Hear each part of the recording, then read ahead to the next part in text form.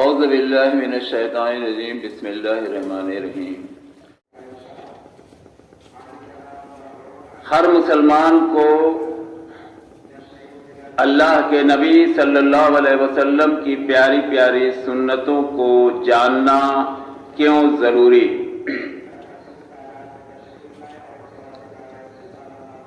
اگر آپ سنتوں سے ناواقف رہیں گے، اللہ تعالیٰ نے جو احکام اپنے نبی صلی اللہ علیہ وسلم کے ذریعے ہم تک پہنچایا ہے، اگر اس کی جانکاری ہم سب کو نہیں رہے گی اور کہیں سے بھی دین کے نام پر آپ کے سامنے کوئی فتویٰ آئے گا تو یقیناً آپ اس کو بغیر تحقیق کیے، بغیر جانے سمجھے عمل کرنے لگیں گے۔ اللہ تبارک تعالیٰ نے آگاہ کیا ہے کہ اس چیز کی پیروی ہرگز مت کرو جس کو تم قرآن اور سنت کے خلاف پاؤ، اگر وہ ثبوت نہیں پیش کرتے ہیں، اگر وہ اپنی دلیل پیش نہیں کرتے ہیں، اور وہ دلیل کہاں کی ہونی چاہیے؟ قرآن اور سنت کی۔ لیکن ہماری سنتوں سے وابستگی کتنی ہے وہ زیادہ تر مسلمان واقف ہیں،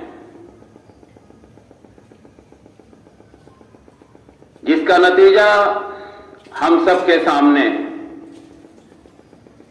اللہ تبارک تعالیٰ نے اسلام کا دو مرکز، دو ڈپو مقرر کیا، ایک مکہ شریف بیت المقدس اور دوسرا مدینہ شریف مسجد نبوی۔ لیکن اسی کے برعکس آپ کو ہمارے ملک میں دو ڈپو، ایک بریلی شریف، ایک سہارنپور شریف، آپ کو ٹکر لیتے دکھائی دیں گے۔ نتیجہ یہ ہوا کہ یہاں کا مسلمان اگر اس مقدس جگہ پہ حج کرنے جاتا ہے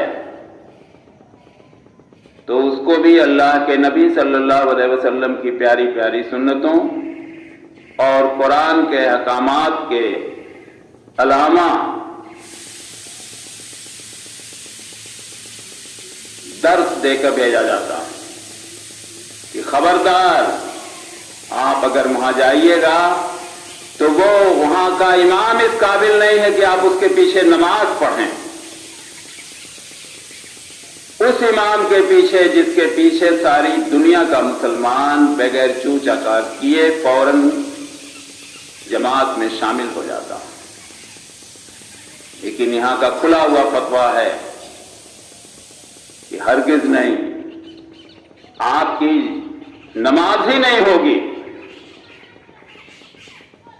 نماز تو صرف ہوگی اگر تو وہ بریلی سے فارغ امام کے پیچھے ہی ہوگی۔ مجبوراً یہ سب چیزیں سمجھانے کے لیے آپ کے سامنے پیش کرنی پڑتی ہے۔ اس طرح کے ایک دو نہیں، سینکڑوں فتوے ہیں۔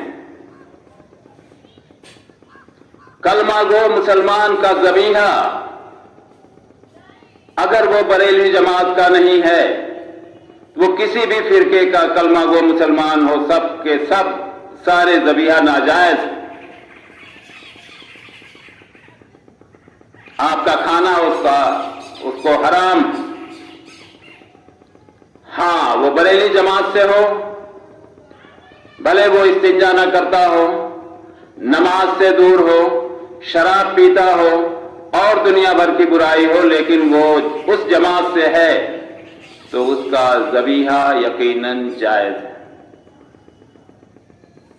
बहुत लंबी बहस है। किसी को जानना सुनना हो वो तशरीफ लाए, हम आपको दलील के साथ दिखाएंगे इंशाअल्लाह। बार बार जो आपको कुरान और सुन्नत की तरफ दावत दी जाती है, कुरान और सुन्नत की तरफ मोड़ा जाना चाहते हैं, कुरान और सुन्नत की तरफ बुलाया जाता है, सिर्फ इसी वजह से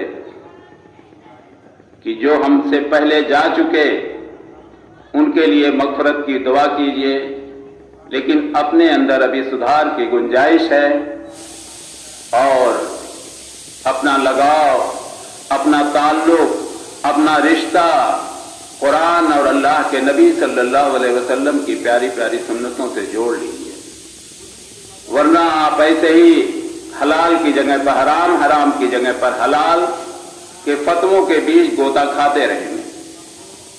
हमारा काम सिर्फ आगाह करना है, हिदायत देना अल्लाह तबारक ताला का काम है, लेकिन अल्लाह ताला ने ही ये जिम्मेदारी भी दी है हर मुसलमान की।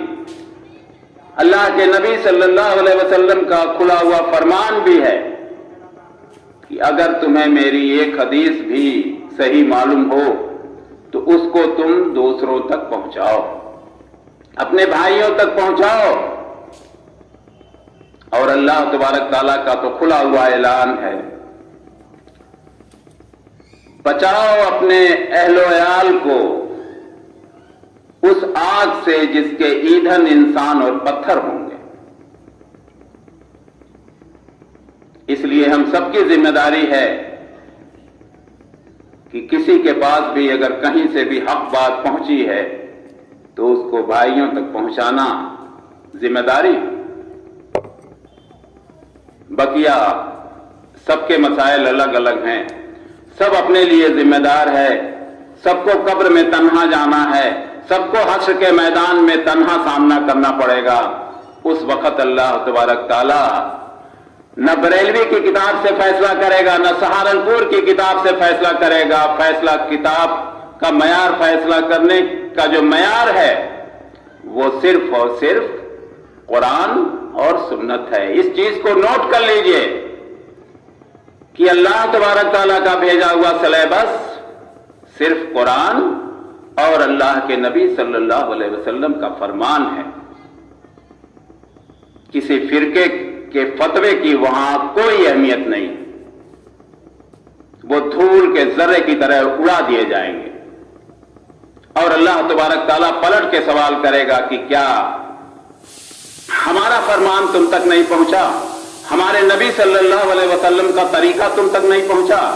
और अगर हम इनकार करेंगे तो सोचिए किसका इनकार करेंगे, और अगर हां करेंगे तो फिर अल्लाह तबारक ताला पलट के ये सवाल कर देगा कि हमारे नबी की सुन्नतों के बावजूद तुम बरेली और सहारनपुर के फरमानों के बीच क्यों भटकते रहे।